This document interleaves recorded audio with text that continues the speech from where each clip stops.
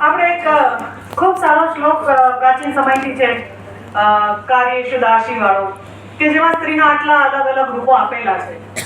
તો એ કઈ આજકાલની વાત નથી. સ્ત્રી સશક્ત છે જ, પહેલેથી છે, અને જ્યાં સુધી દુનિયા હશે, વિશ્વ હશે, ત્યાં સુધી રહેશે જ. પણ આપણે જ્યારે એમ કહીએ કે સ્ત્રીને સશક્ત કરવાની જરૂર છે ખરી, તો મારો જવાબ છે હા અને ના બંને.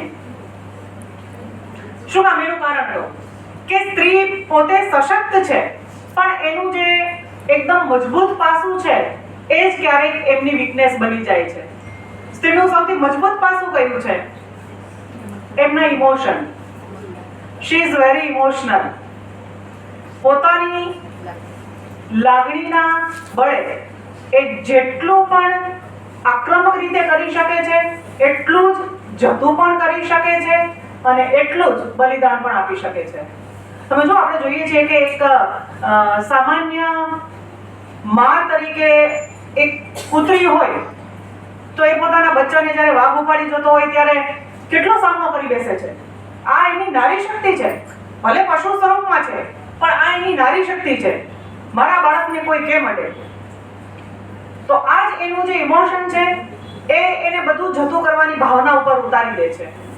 જ્યારે સ્ત્રી આટલી બધી ઊંચાઈ ઉપર પહોંચે છે ત્યારે એમાં કોઈ શંકા તો રહેતી જ નથી કે એનામાં શક્તિ નથી, પણ એનામાં ક્યારેક એ શક્તિ ઉજાગર કરવાની, યોગ્ય સમયે એને યાદ દેવડાવવાની જરૂર પડે છે. મારું વક્તવ્ય, મારો વિડીયો થોડો અલગ હતો કે સ્ત્રીને આપણે જ્યારે એમ કહીએ કે સશક્ત થવાની જરૂર છે, તો શી ઇઝ ઓલરેડી. પણ ક્યાં અટકે છે કે શરૂઆતના વર્ષોમાં જ્યારે એમને કંઈક આવડતું હશે, એનામાં કંઈ હુનર હશે, અથવા તો એને જોબ મળતી હશે, જોબ મળવાના ચાન્સીસ હશે, પણ એને શા માટે જતું કર્યું હશે? પરિવાર માટે. પણ એ હુનર, એ શક્તિ જ્યારે થોડા પરિવારમાંથી ફ્રી થાય, માનો કે બાળકો મોટા થઈ જાય, 10-15 વર્ષના થઈ જાય, અથવા તો હું એમ કહું દીકરા હોય, દીકરીઓ હોય, એને પરણાવી દે, પછી પણ એનો શોખ, એની હુનર, એની કલા અને એને પ્રસ્તુત કરવાની કે એમાં આગળ વધવાની એની મહેચ્છા એ ત્યાંના ત્યાં જ હોય છે. પણ પછી પણ એ દબાવીને રાખે, ત્યાં એને સશક્ત કરવાની જરૂર છે. કોણ કહે છે 50ની ઉંમરે ડાન્સ ન શીખાય? કોણ કહે છે 50ની ઉંમરે તમે સિંગિંગ ના શીખી શકો?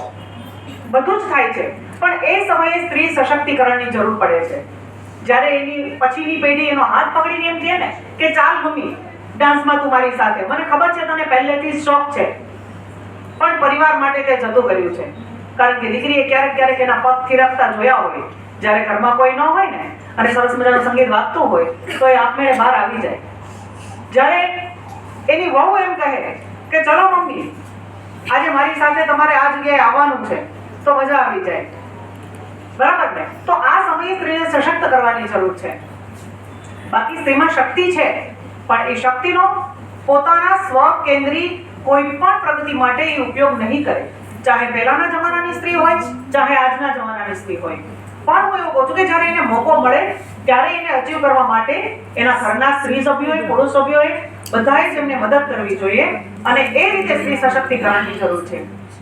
બાકી તો મારો ટૂંકમાં પરિચય, હું અમરેલી ગવર્મેન્ટ સ્કૂલમાં પ્રિન્સિપાલ છું, અને ઈશ્વર કૃપાથી અને મારા માતા પિતાની કૃપાથી અને ભૂલકાઓની દયાથી રાજ્યપાલ આચાર્ય દેવવ્રતજીના હસ્તે રાજ્યપાલ શ્રેષ્ઠ શિક્ષકનો એવોર્ડ પણ મને મળેલો છે. મોરારી બાપુના હસ્તે પણ આશીર્વાદ ચિત્રકૂટનો એવોર્ડ મળેલો છે. આ સિવાય બીજા 23 એવોર્ડ પણ મળી ચૂક્યા છે. મારી નાનકડી વાત મેં અહીંયા એટલા માટે કરી, આ કોઈ મોટાઈની વાત નથી, પણ હું કહેવા માંગુ છું કે એઝ અ સિંગલ લેડી જ્યારે આટલું બધું આપણે કરીએ છીએ તો પરિવારના સપોર્ટ વિના એ પોસિબલ નથી. અને મારી દરેક પરિવારને એ વિનંતી છે કે જ્યારે પણ કોઈ સ્ત્રી કરવા ચાહે તો એને ઉંમર નહીં જોવો, એને ઘરમાંથી નહીં અટકાવો કે 50ની ઉંમરે તારે અહીંયા જવું છે, 50ની ઉંમરે તારે ડાન્સ શીખવો છે, દુનિયા શું કહેશે, ક્યાં કહેંગે લોગ, સબસે બડા રોગ. Don't do it in your home. ઘરેથી જ અટકાવીશું પછી દુનિયાની તો ક્યાં વાત છે? સ્ત્રીને સૌથી વધારે ચિંતા સમાજ શું કહેશે એની નથી હોતી.